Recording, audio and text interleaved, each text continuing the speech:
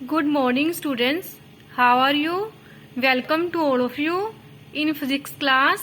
बेटा जो हमने थर्ड बी चैप्टर स्टार्ट किया हुआ है उसमें से हमने जो फ्रिक्शन है के सारे आर्टिकल को कवर कर लिया है। आज हम सर्कुलर मोशन के बारे में डिस्कस करेंगे। So today our topic is uniform circular motion. बेटा मैंने बताया था 2C चैप्टर में जो सर्कुलर मोशन है उसके रिलेटेड टर्म दी हुई चैप्टर में मैंने आपको बताया था जब हम थर्ड बी चैप्टर स्टार्ट करेंगे तो ये टॉपिक वहां पे हम कवर करेंगे। सो हम सबसे पहले जो सर्कुलर मोशन के साथ टर्म रिलेटेड है उसको डिस्कस करते हैं। बेटा जैसे बॉडी कोई भी ऑब्जेक्ट होता है लीनियर मोशन में मूव करती है, कोई भी ऑब्जेक्ट मान लो लीनियर मोशन में मूव करता है तो उसके साथ जो टर्म रिलेटेड होती हैं उसको बोलते हैं हम डिस्प्लेसमेंट, वेलोसिटी, एक्सेलरेशन। ओके, अगर बॉडी सर्कुलर मोशन में मूव करती है उसके मतलब के साथ जो टर्म रिलेटेड होती हैं उसको हम बोलते हैं angular displacement, angular velocity and angular acceleration. सबसे पहले हम डिस्कस करते हैं यूनिफॉर्म सर्कुलर मोशन क्या होता है। A uniform circular motion is the motion of an object traveling at a constant uniform speed along a circular path। Uniform circular motion किसी भी ऑब्जेक्ट की वो मोशन होती है अगर कोई भी ऑब्जेक्ट सर्कल में मूव करता है but with a constant speed. ठीक है, ऑब्जेक्ट की स्पीड कांस्टेंट होती है बट देखो डायरेक्शन एवरी पॉइंट पे चेंज होती है। अगर कोई भी ऑब्जेक्ट सर्कुलर मोशन में मूव करता है तो उसकी जो स्पीड होती है वो कांस्टेंट होती है बट उसकी जो डायरेक्शन होती है वो एवरी पॉइंट पे क्या होती है, चेंज। इसलिए हम यूनिफॉर्म सर्कुलर मोशन को एक्सेलरेटेड मोशन भी बोलते हैं। अब हम डिस्कस करते हैं जब कोई भी ऑब्जेक्ट सर्कुलर मोशन में मूव करता है उसके साथ कौन कौन सी टर्म रिलेटेड होती हैं। ओके बेटा इसको समझना बहुत जरूरी है इन टर्म को। ठीक है, सबसे पहले है हमारे पास एंगुलर डिस्प्लेसमेंट। जैसे लीनियर मोशन में डिस्प्लेसमेंट होता है, एंगुलर मोशन में क्या होता है, एंगुलर डिस्प्लेसमेंट। सबसे पहले हम यूनिफॉर्म सर्कुलर मोशन को कंसीडर करते हैं। लेट अस सपोज ये हमारे पास एक सर्कल है, इसमें कोई भी ऑब्जेक्ट ऐसे एंटी क्लॉकवाइज रिवॉल्व कर रहा है।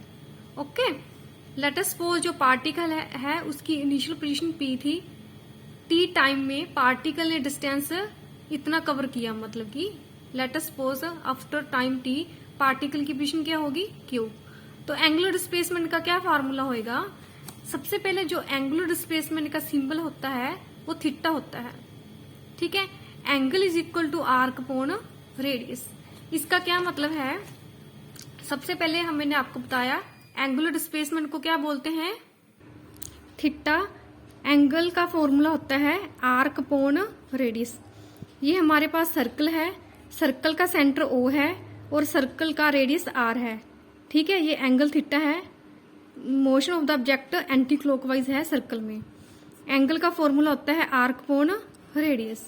ओके, और एंगल की यूनिट होती है, मतलब कि एंगुलर डिस्प्लेसमेंट की यूनिट होती है रेडियन। ये एक वेक्टर क्वांटिटी है, इसका कोई भी डायमेंशन फॉर्मूला नहीं होएगा क्योंकि आर्क को भी हम L से रिप्रेजेंट करते हैं, रेडियस को भी हम L से रिप्रेजेंट करते हैं। L के साथ L कैंसिल हो जाएगा, so dimensional formula of angle is 0। इसको हम ऐसे रिप्रेजेंट करेंगे M0, L0, T0। ठीक है, एंगुलर डिस्प्लेसमेंट एक वेक्टर क्वांटिटी है, इसकी जो मतलब कि डायरेक्शन है राइट हैंड रूल से फाइंड कर सकते हैं। ऐसे लेट अस सपोज कोई मतलब कि ऑब्जेक्ट ऐसे एंटी क्लॉकवाइज रिवॉल्व कर रहा है सर्कल में तो उसकी जो एंगुलर डिस्प्लेसमेंट की डायरेक्शन होएगी अपवर्ड। अगर कोई ऑब्जेक्ट ऐसे क्लॉकवाइज रिवॉल्व कर रहा है, ठीक है, उसकी डायरेक्शन होएगी डाउनवर्ड। ओके बेटा, जो एंगुलर मोशन के साथ जो सर्कुलर मोशन के साथ टर्म रिलेटेड है that is very very important, आपने इसको अच्छे से समझना है। ठीक है, right hand rule, if the curvature of the finger of the right hand represent the sense of the rotation of the object then thumb held perpendicular to the curvature of the finger represent the direction of the angular displacement vector। जैसे मैंने बताया अगर हमारा finger का curvature anti clockwise है, thumb की direction upward होगी। अगर फिंगर का कर्वेचर क्लॉकवाइज है, थंब की डायरेक्शन डाउनवर्ड होगी। जो थंब है वो किस चीज को रिप्रेजेंट कर रहा है, एंगुलर डिस्प्लेसमेंट की डायरेक्शन को। ठीक है, जो कर्वेचर ऑफ द फिंगर है वो किस चीज को रिप्रेजेंट कर रहा है, भी ऑब्जेक्ट किस डायरेक्शन में मूव हो रहा है, एंटी क्लॉकवाइज या क्लॉकवाइज। एंटी क्लॉकवाइज मूव होएगा ऑब्जेक्ट मूव, तो एंगुलर डिस्प्लेसमेंट की डायरेक्शन अपवर्ड होएगी। अगर कोई ऑब्जेक्ट क्लॉकवाइज मतलब कि रिवॉल्व कर है तो एंगुलर डिस्प्लेसमेंट की डायरेक्शन डाउनवर्ड होएगी। ओके, नेक्स्ट हम डिस्कस करते हैं एंगुलर वेलोसिटी। बेटा जो हम टर्म मतलब कि सर्कुलर मोशन के साथ रिलेटेड है उसको स्टडी कर रहे हैं, उनका सिंबल जरूर आपके माइंड में होना चाहिए। जैसे एंगुलर डिस्प्लेसमेंट का सिंबल है थीटा और एंगुलर वेलोसिटी का सिंबल है omega. Angular velocity of an object in circular motion is defined as the time rate of change of it is angular displacement. Angular velocity का क्या मतलब है, भी जो हमारा एंगुलर डिस्प्लेसमेंट है वो टाइम के साथ कितना चेंज होता है। Next formula of angular velocity is equal to angle upon time. ठीक है, एंगल की यूनिट क्या होती है, रेडियन, टाइम की यूनिट क्या होती है, सेकंड, इसलिए एंगुलर वेलोसिटी की यूनिट क्या आएगी, रेडियन पर सेकंड। ओके, नेक्स्ट जो एंगुलर वेलोसिटी है ये भी एक वेक्टर क्वांटिटी है।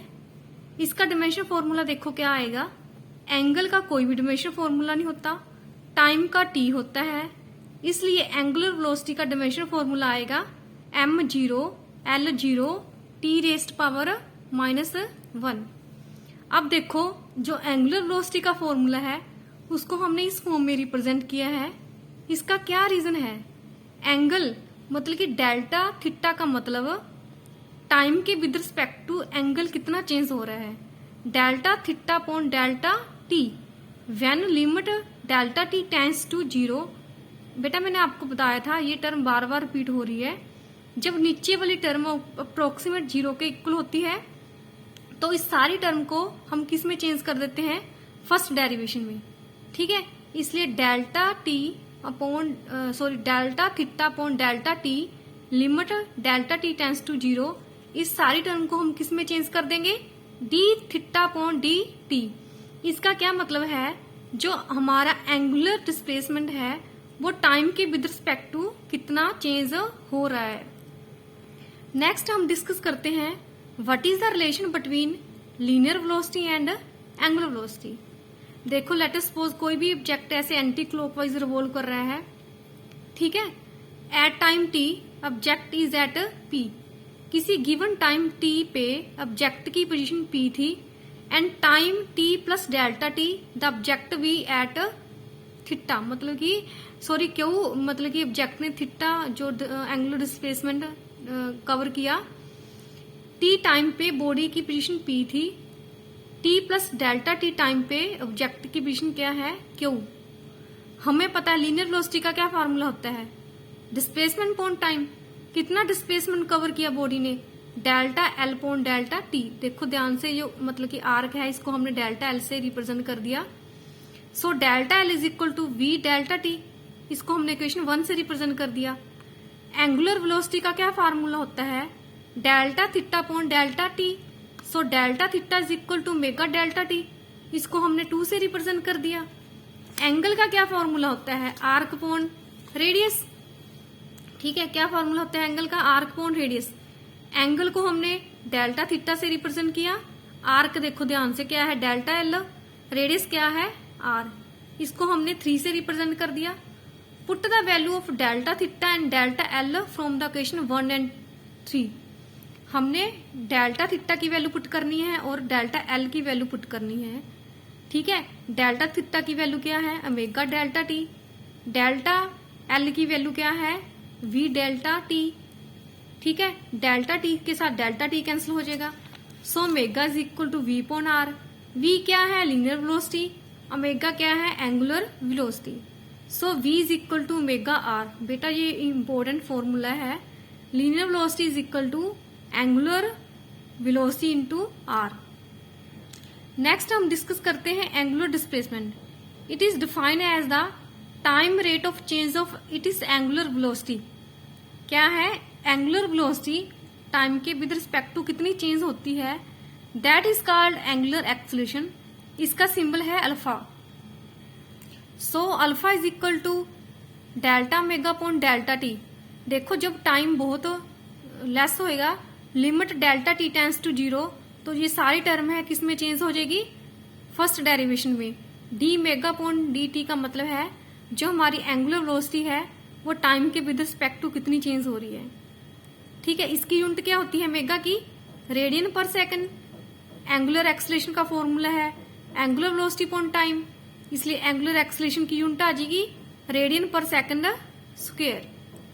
इसका डायमेंशन फॉर्मूला आएगा m0 l0 t rest power -2, क्योंकि मेगा का होता है m0 l0 t rest power -1, इसका आ जाएगा m0 l0 t rest power -2। आगे हमें पता है v is equal to omega r. अगर हम इसका डेरिवेशन कर देंगे विद रिस्पेक्ट टू टाइम, ठीक है, देखो हम इसका डेरिवेशन करें with respect to time, d omega upon d t क्या होता है, अल्फा। ठीक है, d v upon d t क्या होता है, linear acceleration. So linear acceleration is equal to angular acceleration into r. This is the relation between linear acceleration and angular acceleration. Next हम discuss करते हैं time period. It is defined as the time taken by the object to complete one revolution on it is circular path. कोई भी object one circle complete करने के लिए कितना time लगाता है, that is called time period. इसका symbol होता है कैपिटल टी, इसकी यूनिट होगी second. Next frequency, it is defined as the number of revolution complete by the object on it is circular path in a unit time. किसी 1 second में कोई भी object कितनी नंबर ऑफ रेवोल्यूशन कंप्लीट करता है, that is called frequency of the object. इसका symbol है new, NU new, इसकी यूनिट है हर्ट्ज। मान लो ये हमारे पास एक सर्कल है, किसी ऑब्जेक्ट ने 1 सेकंड में 1 रेवोल्यूशन कंप्लीट की, then frequency is equal to 1 hertz. अगर 2 रेवोल्यूशन कंप्लीट की then frequency is equal to 2 hertz. अगर 3 रेवोल्यूशन कंप्लीट की then frequency is equal to 3 hertz. Next हम डिस्कस करते हैं what is the relation between time period and frequency. ठीक है, time period is equal to 1 upon nu, ठीक है, या nu is equal to 1 upon T. So new and T मतलब कि फ्रीक्वेंसी और टाइम पीरियड का जो प्रोडक्ट होता है that is equal to constant. Next हम डिस्कस करते हैं what is the relation between angular velocity, frequency and time period. Let object complete 1 revolution, angle trace at the axis of circular motion is 2 pi radian. मान लो बेटा किसी object ने एक circle complete किया तो एंगल कितना कंप्लीट करेगा, 2 पाई रेडियन। तो टाइम पीरियड को हम क्या बोलेंगे, टी को मतलब कि स्मॉल टी को हम टी बोलेंगे, क्योंकि कैपिटल टी का मतलब होता है किसी ऑब्जेक्ट ने एक सर्कल को कंप्लीट करने के लिए कितना टाइम लगाया। We know that omega is equal to theta upon t. तो एंगल कितना कवर किया, 2 पाई, टाइम कितना कवर किया, capital t. So omega is equal to 2 pi upon t. ठीक है, 1 upon t is equal to nu, so omega is equal to 2 pi nu. This is the relation between angular velocity and frequency. This is the relation between angular velocity and time period. This relation is very very important.